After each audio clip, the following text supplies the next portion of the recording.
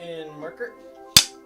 Hello, ladies and gentlemen! Welcome back to another episode of The Fourth Wall. Today we're going to be talking about Tomorrowland. Buckle your seatbelts because we're heading to Spoiler Town. Let's start where the movie starts, with little George Clooney. Even at 10 years old, Clooney seemed to know what he was doing. Little Clooney goes to the 1964 World's Fair in New York City, which in retrospect was probably set up just so that they could recruit people for Tomorrowland. Here he meets up with a little girl named Athena, and boy, does this girl have some acting chops. I gotta say, I wasn't a fan of her much at first, but once we found out she was a robot, everything changed. I also like the fact that she had this attitude, like, this is what we're doing, and no matter what you say, it's happening. Also, I thought it was a nice touch having little George Clooney fall in love with her. I mean, it makes perfect sense. He's an outsider whose own father doesn't even believe in him, and then this girl, who just so happens to be about the same age as him, comes into his life and gives him this ticket to Tomorrowland. Anyways, the adult Clooney was great in this movie. Like always, what a big surprise, right? His character probably had the most backstory and build-up out of anybody else in the whole movie. I mean, when we finally see him as an adult, it only takes about 2 lines to explain where he is in his life and how he got there. Speaking of performances, I gotta say I wasn't much of a fan of our main character, Casey. I felt like she was overacting the entire movie. No matter what the situation was, she was always wide-eyed and surprised on, what's going on? What's this? And it just felt like too much.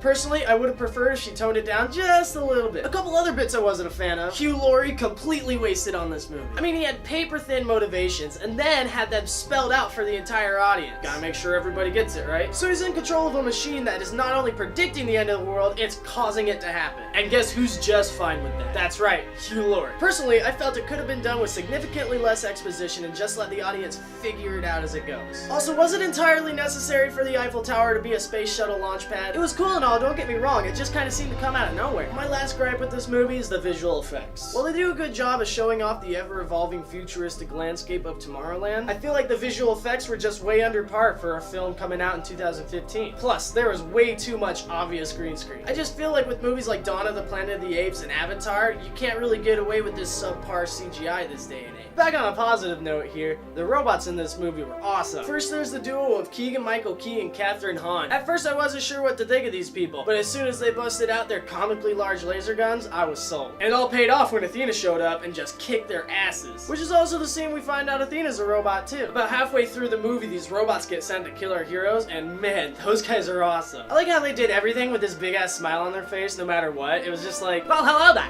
I'm going to kill you today.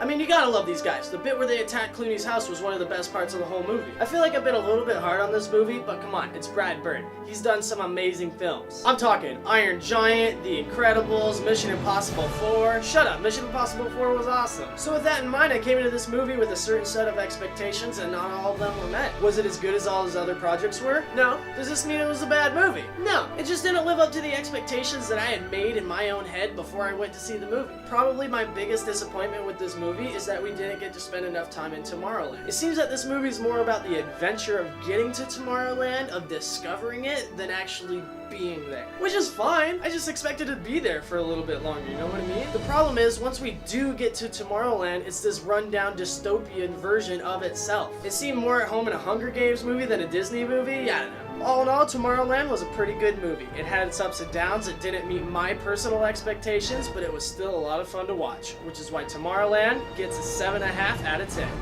Thank you everybody for tuning in for yet another episode of The Fourth Wall. The next time you see me, we're going to be talking about the Entourage movie. Until then, hit that subscribe button. You know, it's right there. Just hit it. Just bing. Hit the button. Subscribe. Do it. Yeah. Alright. Sweet.